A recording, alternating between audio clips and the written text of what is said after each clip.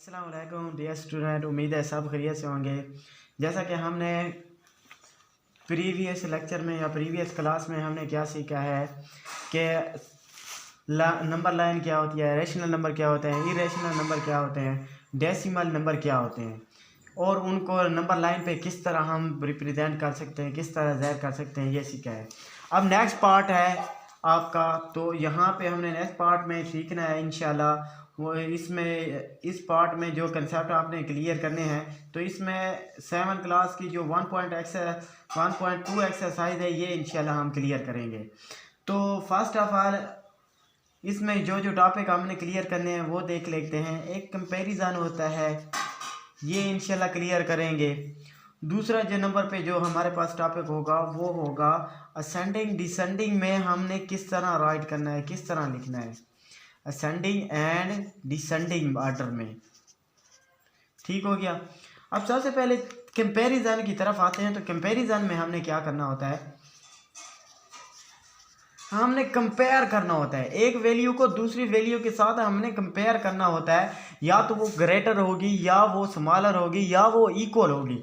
दो वैल्यू दी जाएंगी, उन दो वैल्यूओं के दरमियान हमने या तो ग्रेटर की अलामत लगानी है या इक्वल की अलामत लगानी है। अब देखो ना, ग्रेटर कब होगी, जिस तरफ इसका मुंह ओपन होगा वो होगी ग्रेटर, और जिस तरफ इसका मुंह होगा क्लोज वो क्या होगी, स्मॉलर। अब देखो 60 है, ठीक है, स्पेस डाली हुई होगी और साथ में लिख देगा 40, ठीक है। तो अब देखो कौन सी वैल्यू बड़ी है, लाजमी सी बात है आपको क्लियर हो गया होगा अब कौन सी चीज वैल्यू बड़ी है। तो उम्मीद है साहब ने अंदाज़ा लगा लिया होगा कि 60 क्या है, ग्रेटर है। तो 60 ग्रेटर है तो 60 की तरफ इस जो हो गई ना, ये जो साइन होगा इसका मुंह ओपन होगा, इस तरफ हम इसका मुंह ओपन कर देंगे और इस तरफ क्लोज कर देंगे। तो जब इसको पढ़ेंगे तो हम कहेंगे 60 इज़ ग्रेटर दैन 40, यानी 60 जो है वो 40 से बड़ा है।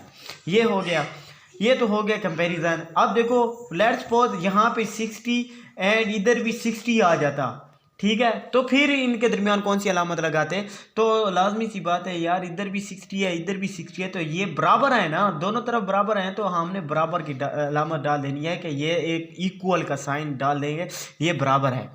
अब देखो लेट्स सपोज हमारे पास -60 आ जाए और इस तरफ आ जाए 40, ठीक है।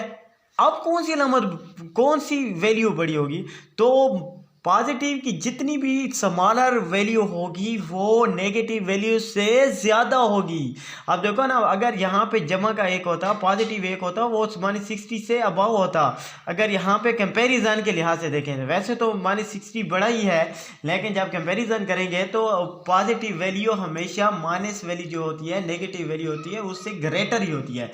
जब यहाँ पे हम साइन लगाएंगे तो हम कौन सा लगाएंगे, जिस तरफ मुंह ओपन होगा वो हमने कर देना है 40 की तरफ, उसकी तरफ 40 की तरफ इस साइन का मुंह ओपन कर देना है। अब देखो 40 इज ग्रेटर देन -60, क्योंकि माइनस जिस भी वैल्यू के साथ रख जाती है तो उस वैल्यू की जो असल वैल्यू होती है वो डिक्रीज हो जाती है, ठीक है। ये आपने याद रखना है, रिमेंबर रखना है कि जिस भी हिस्से के साथ चाहे जितना भी बड़ा हो, ग्रेटर हो, अगर उसके साथ माइनस लग गया है तो वो पॉजिटिव वैल्यू से लेस देन होगा, लेस होगी, ठीक है। अगर कंपैरिजन के लिहाज से देख रहे हैं, वैसे जमा माइनस वाले करेंगे तो फिर उनमें आपको और टॉपिक क्लियर कराएंगे। जब कंपैरिजन कर रहे हो तो आपने ये ध्यान रखना है।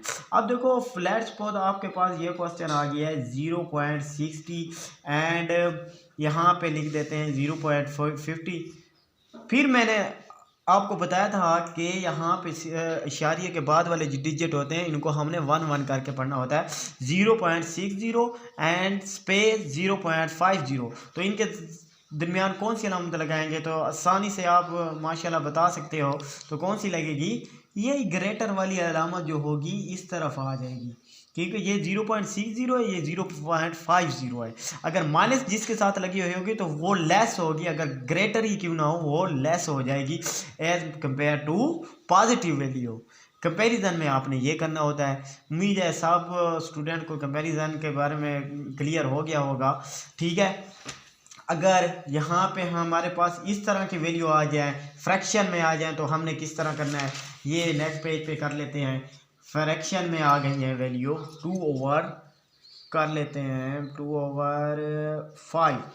अब देखो ना, जो फ्रैक्शन में लिखी होती है वैल्यू, आपको एक तो डिनोमिनेटर के पता होना चाहिए, एक नोमिनेटर के बारे में पता होना चाहिए। जब डिनोमिनेटर और नोमिनेटर का पता हो जाएगा, आप इजीली उनको वो कर सकते हो। अब देखो, अगर एक तो शॉर्टकट तरीका है, अगर आप बता रहे हो किसके ज़रिए, नोमिनेटर के ज़रिए, फॉर नोमिनेटर, ठीक है। नोमिनेटर जो होता है वो ऊपर वाली जो वैल्यू होती है ना, ये फ्रैक्शन है,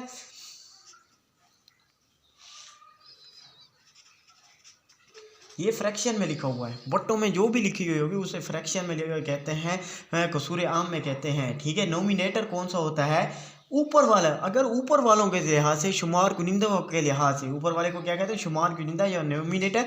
नीचे वाला जो होता है उसे डिनोमिनेटर कहते हैं, यानी मखरज कहते हैं।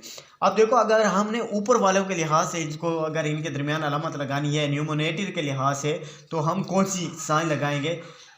लाजमी सी बात है यार, ऊपर वालों में अगर देखें नोमिनेटर में, तो कौन सा ग्रेटर है, 2 ग्रेटर है ना, 1 किया है, लेस देन है, तो हम इस तरफ मुंह को ओपन कर देंगे। अगर हमने डिनोमिनेटर के जरिए देखना है, क्योंकि नीचे वाला जो होता है वो डिनोमिनेटर होता है, क्या होता है, डिनोमिनेटर, ठीक है, और ऊपर वाला हो जाता है नोमिनेटर। तो फिर ये वाली जो होगी, ये वैल्यू ग्रेटर होगी। इसी तरह अगर मेथड के जरिए देखा जाए, कंसेप्ट के जरिए देखा जाए, तो आपने क्या करना है, 3 और 5 का एलसीएम ले लेना है। एलसीएम लेने के बाद फिर आपने जिसका जो ऊपर वाला होगा, न्यूमिनेटर होगा, ग्रेटर होगा, वही वैल्यू हमारी क्या होगी, ग्रेटर होगी। वो इंशाल्लाह असेंडिंग डिसेंडिंग में करेंगे। तो अब नेक्स्ट हम कंसेप्ट की तरफ चलते हैं, वो होता है असेंडिंग आर्डर एंड दूसरा जो होता है हमारे पास डिसेंडिंग आर्डर, ठीक है। असेंडिंग आर्डर सेंडिंग आर्डर का क्या मतलब होता है, first of all ascending order को क्लियर कर लेते हैं। ये होता है स्मॉलर टू ग्रेटर, ठीक है, स्मॉलर टू ग्रेटर, यानी छोटे से बड़े की तरफ जब जाएंगे तो उसे कहेंगे असेंडिंग आर्डर। छोटी वैल्यू से बड़ी वैल्यू की जब तरफ जाते हैं तो उसे कहते हैं असेंडिंग आर्डर। और डिसेंडिंग इसके अपोजिट है। इसमें क्या करना होता है, हमने ग्रेटर से स्मॉलर की तरफ जाना होता है। डिसेंडिंग में ग्रेटर से स्मॉलर की तरफ जाना होता है, यही इनके दरमियान डिफरेंस है, greater to smaller, greater to smaller. ये होता है हमारा पास next point, descending order. Descending इसमें आ जाएगी, असेंडिंग इसमें आ जाएगी। और लेट्स सपोज हमारे पास फॉर एग्जांपल, अगर मिसाल के तौर पर हम वैल्यू लें, तो हमारे पास वैल्यू क्या होती हैं, कुछ वैल्यू हम अपने सपोज कर लेते हैं। लेट्स सपोज वो हमें वैल्यू देता है 60 है, 40 है, 20 है, और 600 कह लें, 535, 520 कह लें, ठीक है। और इसी तरह एज यू विश, कोई से भी अपनी तरफ से क्वेश्चन जितने भी सपोज करोगे उतनी आपको अंडरस्टैंडिंग आएगी। तो अपनी तरफ से कोई क्वेश्चन सपोज कर लिया करो, या इन्हीं में से कोई क्वेश्चन ले लिया करो, फिर उनकी प्रैक्टिस कर लिया करो, ताकि आपको कंसेप्ट क्लियर हो सके। अगर कंसेप्ट क्लियर नहीं है तो फिर आपने कमेंट्स में बता देना है, इंशाल्लाह मजीद आपको बता देंगे। अब देखो 60, 40, 20, 600, फिर 535 है, फिर 520 है, 50 है। तो जब इनको हमने लिखना है असेंडिंग आर्डर में, तो असेंडिंग आर्डर में जब हमने लिखना है तो वो कैसे लिखेंगे, तो जैसा कि मैंने आपको पहले बताया था कि असेंडिंग आर्डर जब हम लिख रहे होते हैं तो वहाँ पे हमने सबसे पहले स्मॉलर वैल्यू लिखनी होती है, छोटी से छोटी वैल्यू लिखनी होती है, इसके बाद हमने ग्रेटर वैल्यू लिखनी होती है। अब जब हम यहाँ से स्मॉलर वैल्यू ढूंढेंगे, तलाश करेंगे, फाइंड करेंगे, तो आप आसानी से बता सकते हो कि इसमें स्मॉलर वैल्यू कौन सी है। तो स्मॉलर वैल्यू कौन सी हुई, 20। तो सबसे पहले हम क्या लिख लेंगे, 20 से फिर हमने और कौन सी वैल्यू लिखनी है जो 20 से अबाव हो, 20 से ग्रेटर हो, 40, फिर 40 से 60 से फिर हम क्या कर देंगे, सॉरी 50 भी तो बड़ा है ना, देखो ध्यान से करना है, ठीक है, ध्यान से करना है। 50 हो गया। अब देखो 50 से फिर हम क्या कर देंगे, अब 60 से फिर क्या करेंगे, 520, 535, एंड लास्ट में हम कर देंगे 600। अब देखो ये तरतीब बन जाएगी। सॉरी स्पेस थोड़ी सी हमने वो नहीं छोड़ी, लेकिन आपने ना यहाँ से तरतीब के साथ जब लिखोगे तो आपका जो क्वेश्चन होगा एक स्कीनेस के ज़रिए होगा, एक तरतीब के साथ होगा, एक अडद के ज़रिए होगा। ठीक है, 20 आया, 40 आया, 50, 60, ये इस तरह आपने तरतीब के साथ लिख लेना है। ये हमारे पास असेंडिंग आर्डर आ गई। डिसेंडिंग आर्डर हमने जब आपको पता है ग्रेटर से स्मॉलर की तरफ, तो सबसे पहले हम क्या लिखेंगे, डिसेंडिंग आर्डर। डिसेंडिंग आर्डर को और असेंडिंग आर्डर को अगर कोई उर्दू मीडियम वाला बैठा है तो अब देखो ना, असेंडिंग आर्डर होती है तरतीबे सऊदी और डिसेंडिंग आर्डर होती है तरतीबे नजूली, नजूल होना, नाजिल होना, ऊपर से नीचे की तरफ। ठीक है, ऊपर से नीचे यानी ग्रेटर से स्मॉलर की तरफ। तो यहाँ पे हम क्या करेंगे, अब कौन सी वैल्यू लिखेंगे, ग्रेटर, इसी को तरतीब के साथ हम लिख लेंगे। अब 600 आएगा, फिर 535 आएगा, फिर 520 आ जाएगा, फिर 60 आ जाएगा, फिर 50 आ जाएगा, 40 आ जाएगा, फिर 20 आ जाएगा। ये हमारे पास तरतीब बन जाएगी ऐसे, स्मॉलर ग्रेटर से स्मॉलर। और ये हमारे पास तरतीब कैसे बनेगी, स्मॉलर से ग्रेटर की तरफ। ठीक हो गया, असेंडिंग डिसेंडिंग, इससे उम्मीद है ये सबको क्लियर हो जाएंगी, क्लियर हो भी गई होंगी इंशाल्लाह। और इसके अलावा अगर माइनस वाली वैल्यू हो तो आपको पता है माइनस वाली वैल्यू क्या होती है, as compare to positive number वो क्या होती हैं, लेस होती हैं। अब देखो लेट्स सपोज वो वैल्यू, अच्छा कुछ वैल्यू हम फिर से सपोज कर लेते हैं, अगर माइनस वाली आ जाए, ये तो पॉजिटिव वैल्यू थी, 600 है, 500 है, 20 है, और इसी तरह हम माइनस का 300 कर लेते हैं। अब इनको हमने असेंडिंग डिसेंडिंग में लिखना है, तो कैसे लिखेंगे, सबसे पहले हम असेंडिंग में लिखेंगे।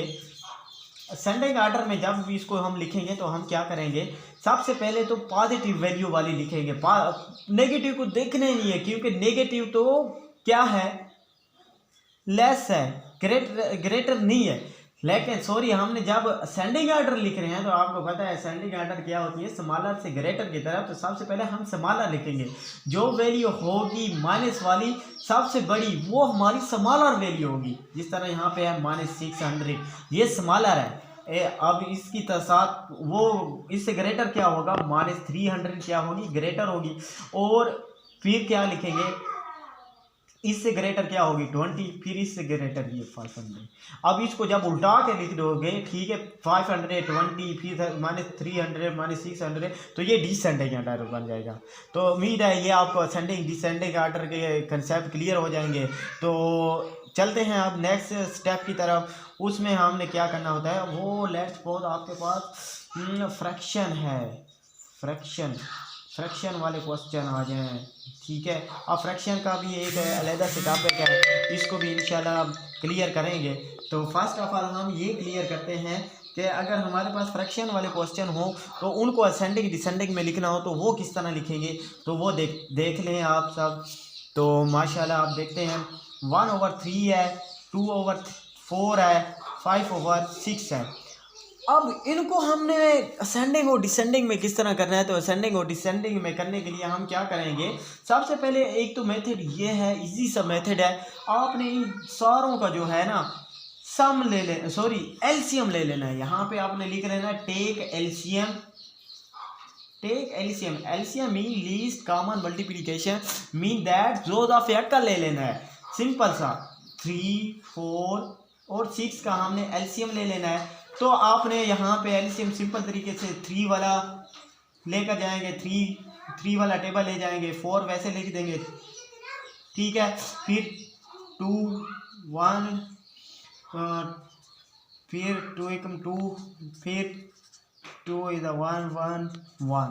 ये हमारे पास जो फैक्टर आ गया, इनको मल्टीप्लाई करेंगे तो सिंपल सा है, एलसीएम क्या आएगा, 2 2 4 4 3 12, 2 अच्छा क्या आ जाएगा, 3 2 6 6 2 12। हमारे पास एलसीएम जो आया है हमने टेक किया है यहाँ पे, वो 12 आया है। तो अब पहली जो, अब देखो हमने इस रकम जो है, ये जो वैल्यू है, इसको ऐसे हिस्से से ज़रब देनी है कि ये 12 है।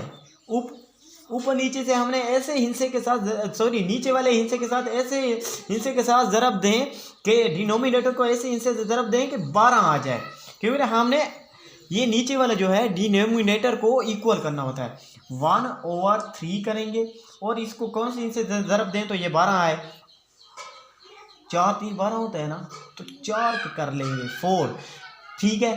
फिर आगे से कोमा डाल देंगे, 2/4 करेंगे तो 4 को कौन सी डिजिट से ज़रब दें तो ये वाला 12 आ जाए जो हमने एलसीएम लिया हुआ था। तो हम करेंगे 3 से मल्टीप्लाई कर देंगे, फिर 5/6 करेंगे तो इस 6 को जो नीचे वाला 6 है इसको कौन से इससे ज़रब दें तो 12 आएगा, 6 2 12 हो जाता है, ठीक है। उम्मीद है सारों के, अब देखो 4 3 12 4 3 12 6 मल्टीप्लाई बाय 2 इज हेयर क्या आंसर आएगा, वही 12 आएगा, वही 12 आ जाएगा। तो अब देखो सारे इक्वल आ रहे हैं तो ऐसे समझो आपका क्वेश्चन ठीक जा रहा है। आप यहाँ पर अपने क्वेश्चन को चेक भी कर सकते हो। अब नेक्स्ट पॉइंट की तरफ चलते हैं तो यहाँ पे 12 आ जाएगा, फिर ऊपर वालों को वैसे ही रहने देना है अभी, लेकिन अगर यहाँ पे आप और स्टेप कर लो तो अच्छा ही है, क्योंकि अगर अब ये 4 को मल्टीप्लाइड कर दो, यहाँ पे 3 मल्टीप्लाइड हुआ था ना, जिस जिस हिस्से के साथ मल्टीप्लाइड किया था ऊपर भी उसी हिस्से से ज़रब दे दो, ठीक है, मल्टीप्लाइड कर दो।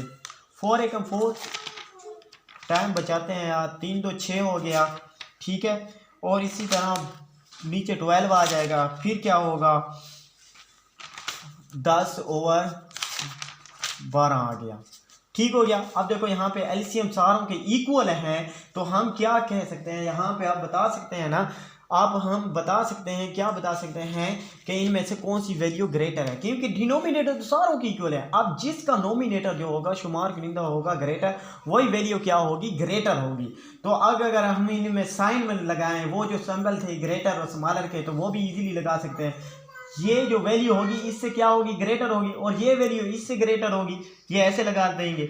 और जब हमने असेंडिंग डिसेंडिंग में लिखना है तो वो उम्मीद है सब आसानी से कर लेंगे, ठीक है। असेंडिंग और डिसेंडिंग में ये आपका होमवर्क है, डिसेंडिंग और असेंडिंग में किस तरह इस वैल्यू को लिखना है, ये अगर आपने खुद प्रैक्टिस कर ली तो ऐसे समझो आपका क्वेश्चन हो गया। आप एक क्वेश्चन मैं और भी आपको जो होमवर्क के लिए दे देता हूँ, 6/5 है, 2/3 है,